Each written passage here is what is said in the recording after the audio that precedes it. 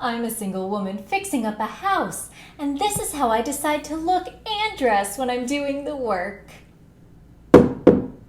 All done. Netflix has really been on a roll lately with all of the romantic comedies that they've been making. There's Set It Up, To All the Boys I've Loved Before, The Kissing Booth, Always Be My Maybe, but Falling in Love has to be the most Hallmarky of all of those movies. And since Netflix is still kind of finding their sea legs on the romance genre boat, they're kind of stumbling into all the cliches in the process. Cliches that even a lot of Hallmark movies have moved past. I mean, they have scenes like this. Insert scenes here. What comfort carbs am I gonna bury my emotions in? That raw kale salad you love so much. No bread, thank you. Ultimatum. A rock or you walk. That's how I got Mike to propose. The basic premise of the movie is that Christina Milian plays a woman named Gabriela who works for an eco-architecture firm in San Francisco. And she loses her job and breaks up with her boyfriend in the same week. So she drinks a lot of wine, as you do, and decides to enter a contest to win an inn in New Zealand for a small fee. The ad for the contest is really weird. They say New Zealand so many times that it starts to feel like subliminal messaging. Not even subliminal. It's not subtle enough to be subliminal. It starts to feel like superliminal messaging. New Zealand. New Zealand. Your dream life awaits you in New Zealand. Located in New Zealand. In New Zealand. And as it turns out, she wins the contest. And she goes to New Zealand and finds out that the whole thing was a bit of a scam. The inn is actually super run down, and not at all like the photos that were advertised. Lovely. But she decides that she can use her eco-friendly architecture skills to renovate the inn and turn it into like this beautiful eco-friendly place and then sell it. Gilbert Valley Farm is my chance to make the zero net energy green home I've always dreamed of. I'm gonna max out on my credit card. And then she can use the money from the sale of the inn to go back to San Francisco and fund some of her own personal projects and get back to her real life. However, this small New Zealand town is full of quirky characters who just seem to love her immediately. With the exception of one rival antagonist who wants to own the inn herself, because that is apparently her dream. She runs the only other inn in town, and she's always wanted to buy this particular one so she can have her own empire. I'll cut to the chase. Owning both the inns in town has always been my dream. My own mini empire. Empire, but it's inns. Empire. And of course, the one contractor in town is a hot single guy named Jake. Best contractor in the North Island lives right here in town. Name's Jake Taylor. I love it. Can I have his phone number? Hey Jake, what's your phone number? Who's asking? She is. No, I didn't. But you just asked me for his phone number. Actually, I did, but I... Why do you want my number? Jake and Gabriela run into each other at various points all around town, completely by accident, and they engage in playful and very witty banter. Oh, you again. Well, if it isn't Little Miss Sunshine. Before ultimately deciding to come to an agreement to fix up the inn together and then sell it and then split the profits. You cannot get rid of the stove. This is not Little House on the Prairie. We need a modern kitchen. But of course, while fixing up the house, they fall in love. Their relationship is really interesting. It's time to drag Gilbert Valley. Going swimmingly so far, I see. I can't quite make out if they're meant to fall in love or kill each other. Maybe both. There's also a running plot line about a goat named Gilbert, which is actually a surprisingly common goat name. You look like you've seen a ghost. Goat. Gilbert. Gilbert!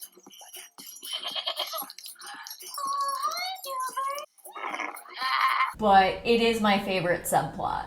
Here's what this movie has in common with a Hallmark movie. The many, many contrivances.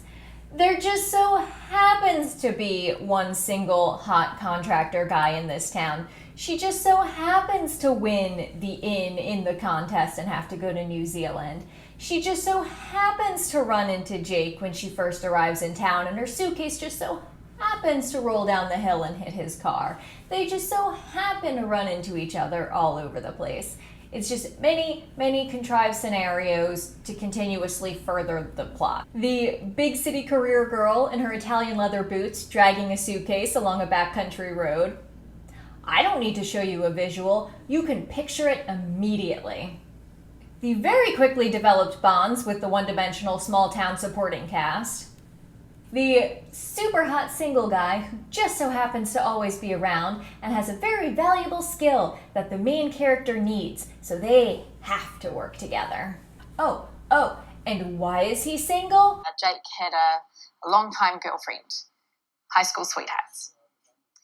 She passed away 3 years ago.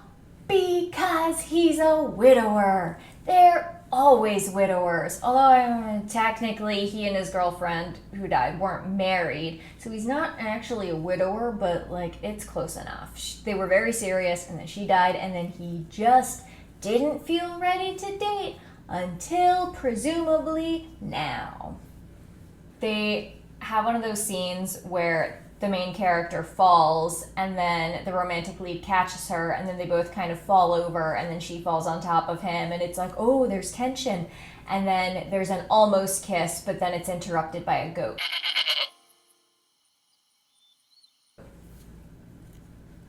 Commitment phobia from everybody.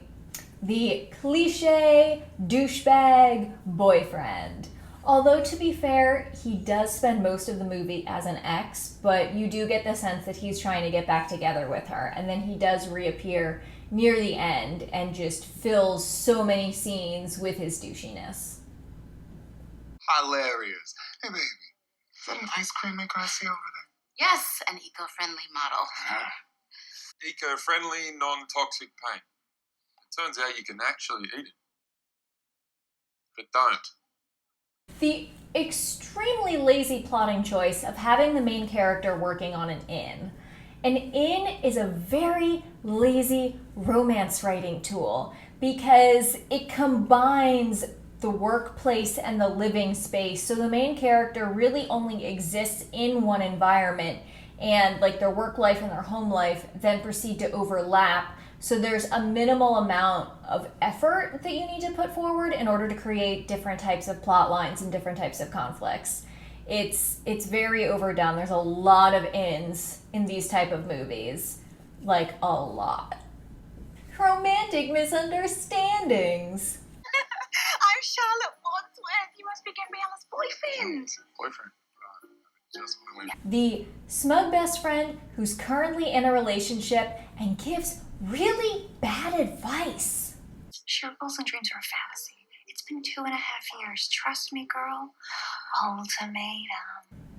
And then the weird thing is that she just disappears. Like when she's in San Francisco, and then when Gabriela goes to New Zealand, she talks to the best friend like once, and then you never hear from her again. Is she okay? She was staying in Gabriela's apartment temporarily, so is she still there? We don't know. She's sort of replaced then by Gabriela's new New Zealand best friend, who's the lady that runs the plant store, and then she gets into a relationship before Gabriela does, and then decides to dole out smug relationship advice.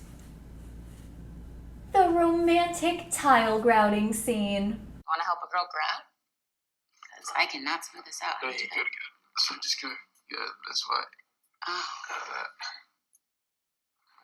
Just see. It's not really a cliche to have a romantic tile grouting scene. I just thought it was funny. I feel like this movie has a lot of scene montages, but they don't feel like a typical montage, even though the scenes are kind of short and quippy and set to music and meant to show the progression of time. So maybe that qualifies them as montages. I don't know, but I think that does happen quite a bit throughout this movie. We've talked about what is like a Hallmark movie, so here's what isn't like a Hallmark movie. Now, the romantic male lead does seem pretty perfect, albeit very flat throughout the majority of the movie, but there is one scene where they are driving somewhere in Christina Milian's beat-up Jeep that she acquired with the house that she got. Actually, this scene is really weird because it shows the car driving and then you hear her ask, "Where are we going?" And so I guess he just said, "Get in the car." And then they got in the car and started driving, and she just didn't ask any questions until they were halfway there. Where are we going? My place. We need to get some tools. Be there in another 10. And it turns out that they were going to his house, which, if this were a Lifetime movie, would be the place where he would lock her in the basement and things would take a dark, dark turn. So that's why you always ask before you get in the car where you're going. Taxidermy? Is that a stuffed possum? Or is there something I need to worry about, Jake?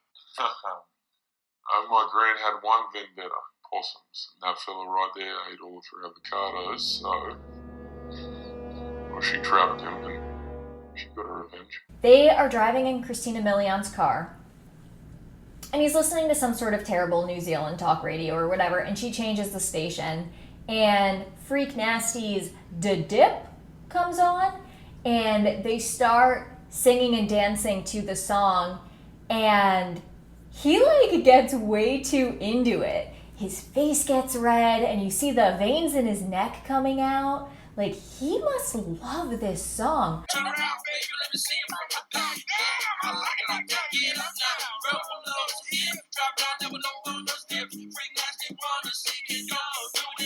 But in that moment, he seems less like a flat, perfect Hallmark lead and more like an actual human man.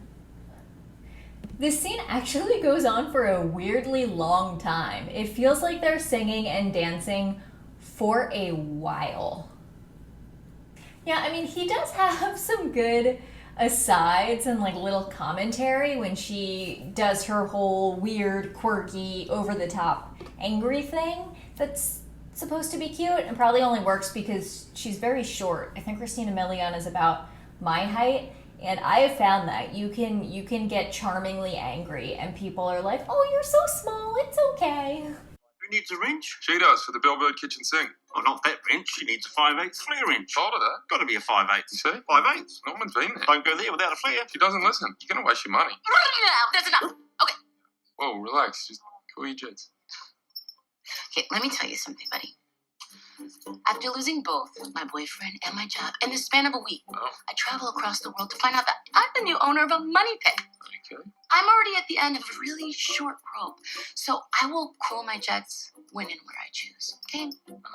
And nobody's really threatened, so you can just flail and froth and just and people are like, "Aw, you little gnome. You can't hurt anybody, you're too small." I do really like that the rival in town, Charlotte, she is not a rival for the romantic lead's affections. She is actually a rival for the inn. She owns the only other inn in town, and I think it's called the Tea Rose House or something like that, I don't know. She has always wanted to own the rundown inn that Christina Milian gets in the contest. She actually thought she was going to be able to purchase the inn, but then the guy did the whole win an inn scam contest and she felt ripped off. So her whole goal throughout the movie is to purchase the inn from Christina Milian. And she starts to get concerned that Christina Milian and Jake are going to fall in love, and then she's going to choose to stay in New Zealand, not go back to San Francisco, and not sell the inn, and then Charlotte won't be able to buy it. And then there's a really intense scene over fertilizer. Shelley, where's my fertilizer? I already checked out the back. I will rush order you in some more. Wow. It's my special order of fertilizer. Who else buys it? Yeah, Charlotte's other inn is full of creepy antique dolls, and I guess she needs more space for her dolls. If I had that many dolls, I would purchase another house and have one for the dolls to keep them happy, and then I would live safely in the other one with an axe below my bed, just in case. There are so many dolls in her inn, you guys. be. This place is like a giant antique dollhouse. It's creepy. I would not stay there. I would stay there. I would stay there and I would take a lot of pictures and post them on Instagram and tell my friends how creepy it was. And I think you're supposed to dislike Charlotte because technically she's the villain, but she's got this like kind of wide-eyed intensity and this just insistent optimism, and I kind of love her. She's got her own personality and you understand her motivations, so she's actually a pretty well-developed, likable character. And I think it's great. I think she's a great character. One of the other big differences between this movie and Hallmark movies is that there is actually a gay couple. They exist. And their being gay is not a plot point. They're just there. They're just gay. They own a cafe, they're gay, and they're married. And they have a really good couples goals moment at one point. Hated everything I see. Kapai to kai. That means your food is good, right? You just called my mother a prostitute. What? Oh, no, I Kidding! Hallmark movies seem to have a lot of religious undertones, and I don't necessarily know why. I assume it has to do with whoever owns the network, and probably the main audience is people who like read Twilight. While this movie's gay couple are mostly background characters, they do speak with a slightly stereotypical affectation, but they're still there and they still exist, as opposed to Hallmark movies. Falling in Love was actually filmed in New Zealand on location. Your dream life awaits you in New Zealand.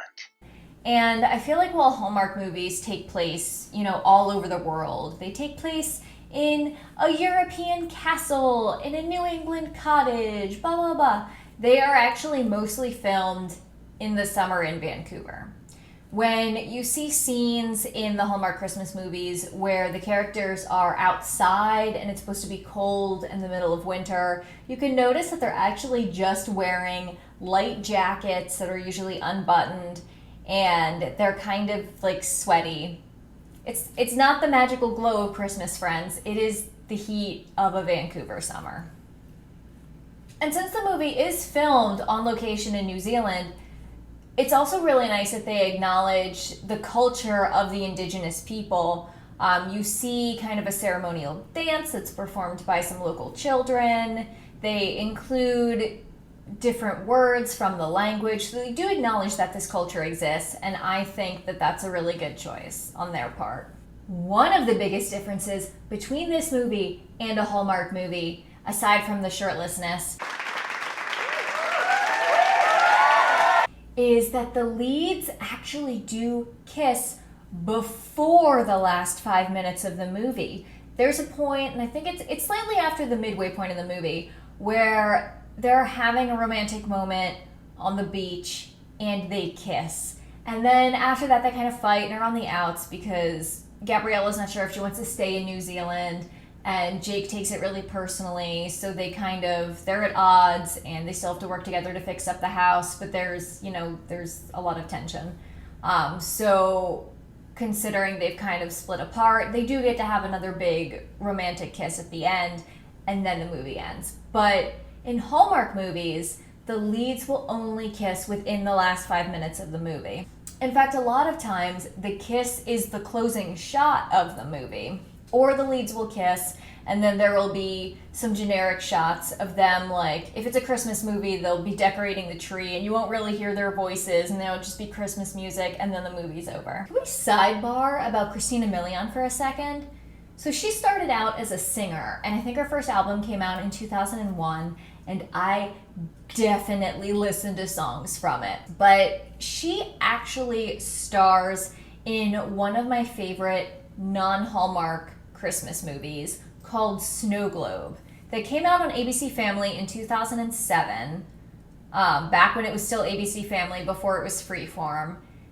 And I actually have it on DVD because I just love it so much.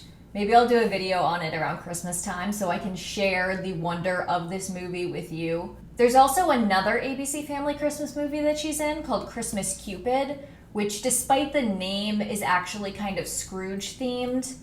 That one's not quite as good as Snow Globe, but it does have Chad Michael Murray, so it still does get an annual rewatch. I feel like Christina Milian plays the same type of character in all of these movies, but it's a good character. She's sort of this type A, no-nonsense woman who still seems to deal with a lot of nonsense.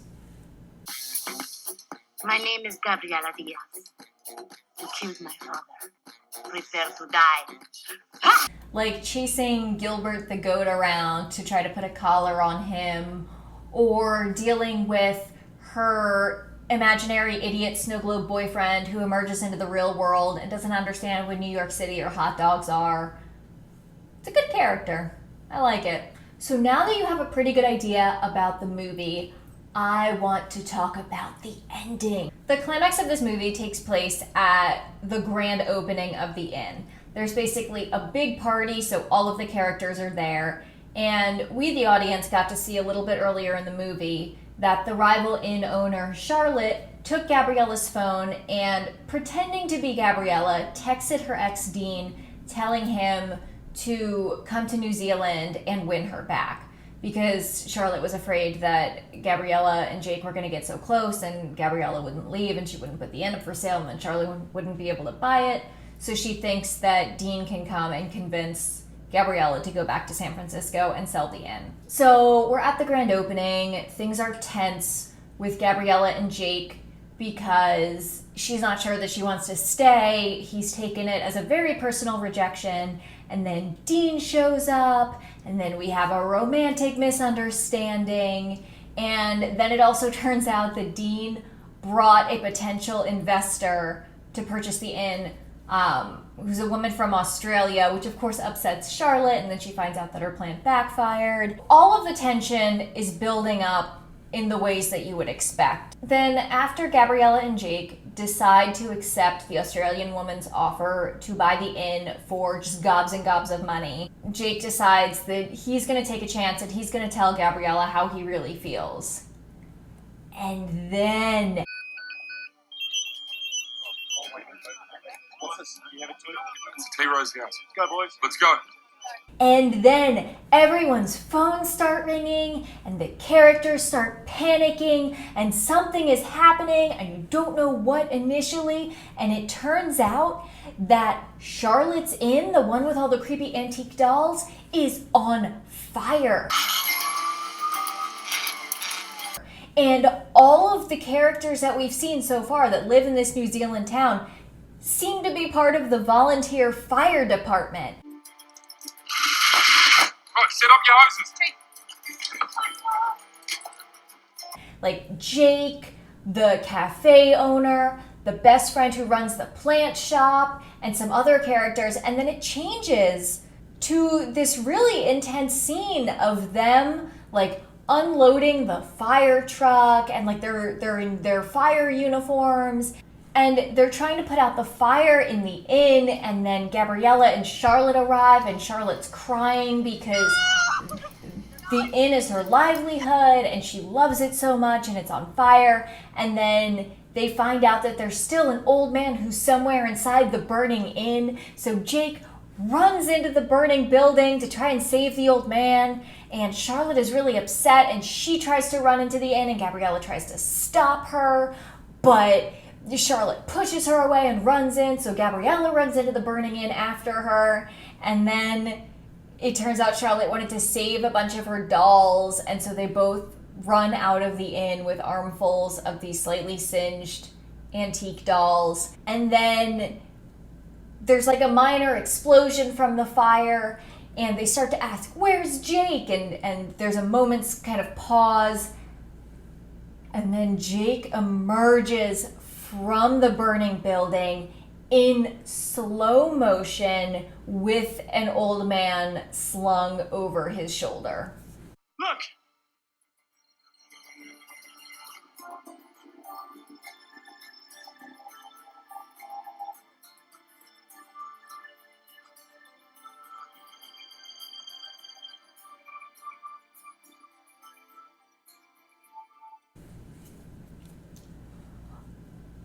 If feels like an entirely different movie.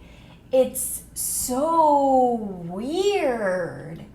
At first, it seems like the ending of this movie is going to be pretty typical, that you can guess what's going to happen, in the sense that the interpersonal tension is building between the characters, and they're going to be forced to make decisions. Gabriela's going to have to decide whether or not she wants to sell the inn, whether or not she wants to stay in New Zealand, whether or not she wants to get back together with Dean or get together with Jake, whether or not Charlotte's going to be able to buy the inn, whether or not this Australian woman is going to come in and swoop it up for a lot of money. So there's kind of the tension that you would expect and the conflicts that you would expect from this type of movie. And then just all of a sudden, fire.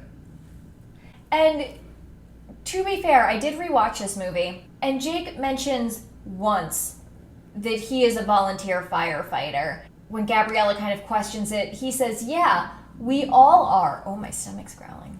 But I didn't know he meant all. That he meant, like, all of the characters that we've seen so far are volunteer firefighters. It feels like it comes out of nowhere. And it's really weird to see the characters in the way that they've been set up so far is like kind of goofy, kind of silly, one-dimensional, and all of a sudden they're fighting a fire. It's this ending, though, with the slow motion walk out of the burning building. It's truly a work of art. I feel like they just don't make them like this anymore, you guys. And then, of course, Charlotte confesses that she's the one who texted Dean pretending to be Gabriela, and it wasn't Gabriela that invited Dean to come to New Zealand, and Gabriela decides not to sell the inn. She and Jake tell each other how they feel. They decide to run the inn together, and then they kiss, and then Gilbert the goat also gets a goat girlfriend, and then the movie is over.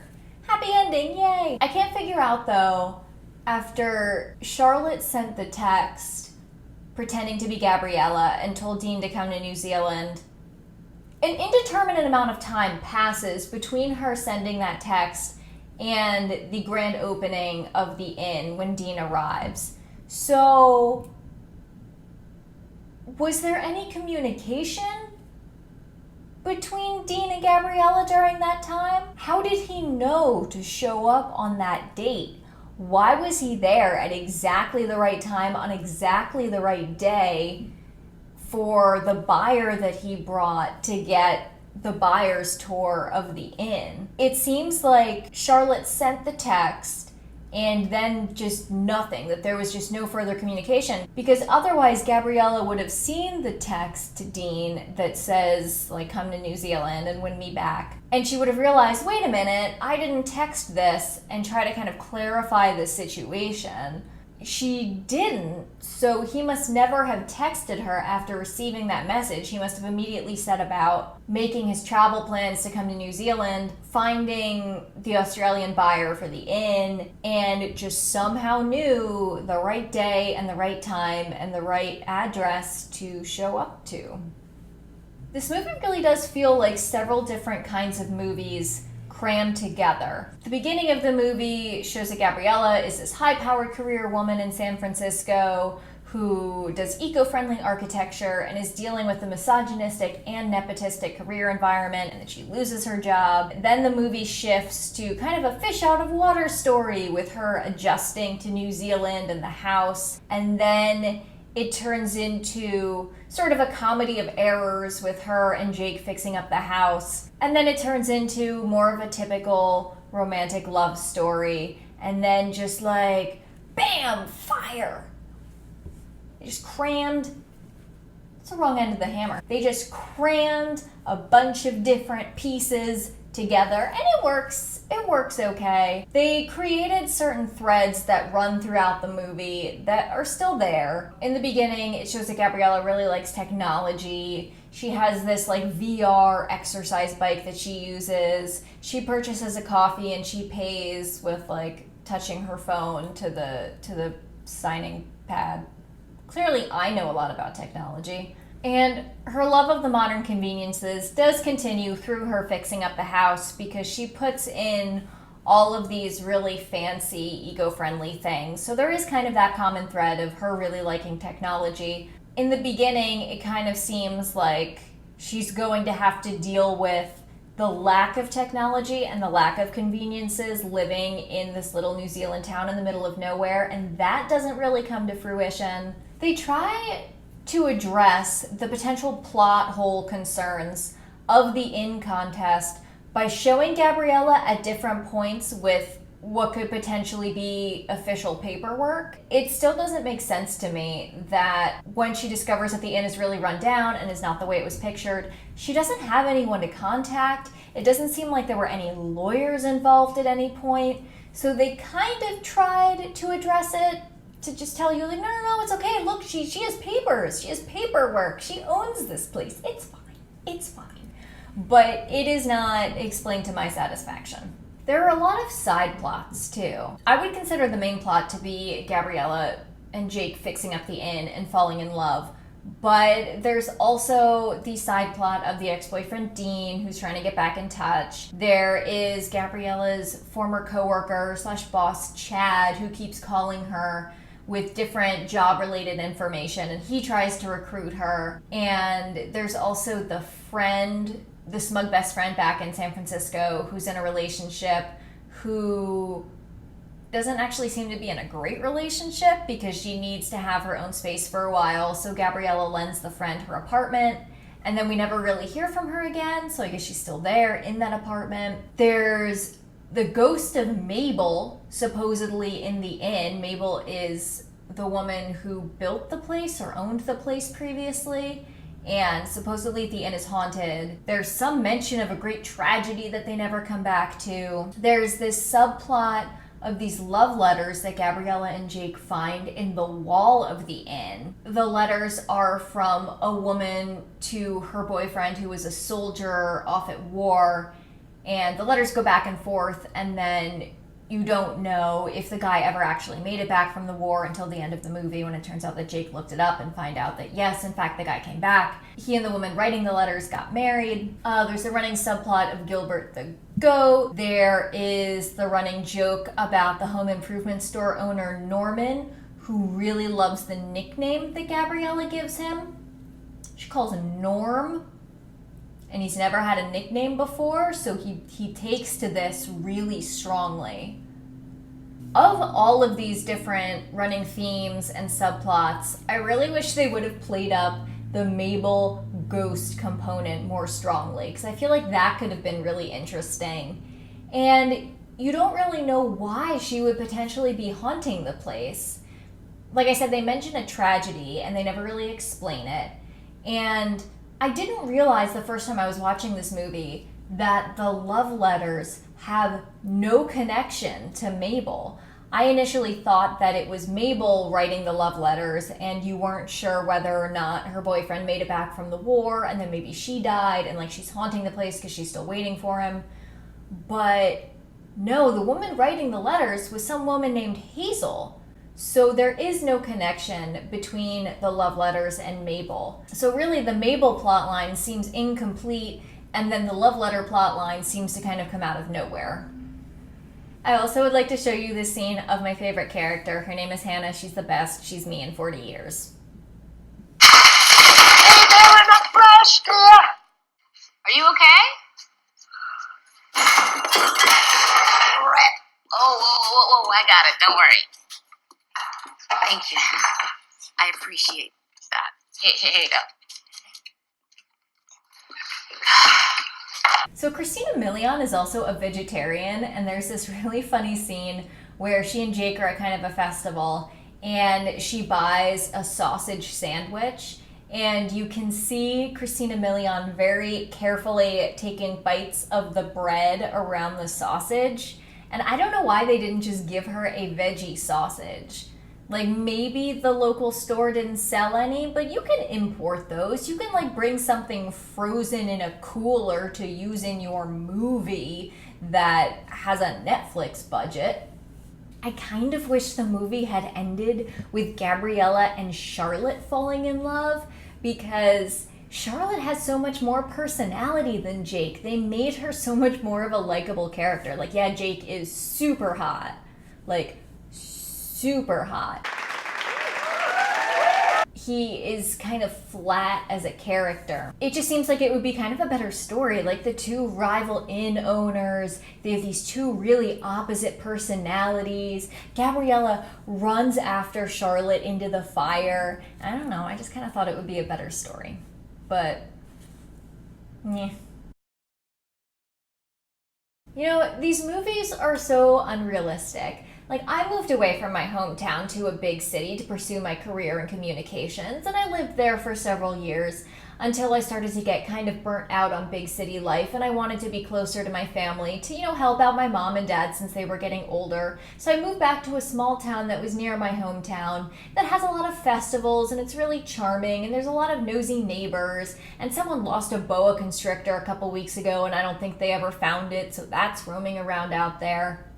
And I bought a house that was built in 1926, so it has a lot of kind of old charm. But I've been slowly fixing it up myself and doing a lot of different decor things to make it, you know, really fun and interesting. But I haven't found a young, hot, single contractor guy to come in and help me with all the stuff I'm doing. Well, except for that one. But he's not into me. He thinks I'm like really weird and quirky, and he doesn't seem to get my jokes. So, nah.